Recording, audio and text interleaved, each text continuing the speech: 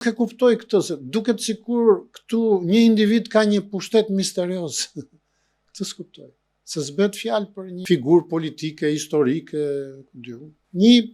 sigurisht në kuptimin njerëzor, askush s'mund të kënaqet që, sidomos kur je dhe grua, nuk dua të jem diskriminues pozitiv në këtë rast. Po të mendosh që do përfundosh me gjasën më të madhe në arrest shtëpiak.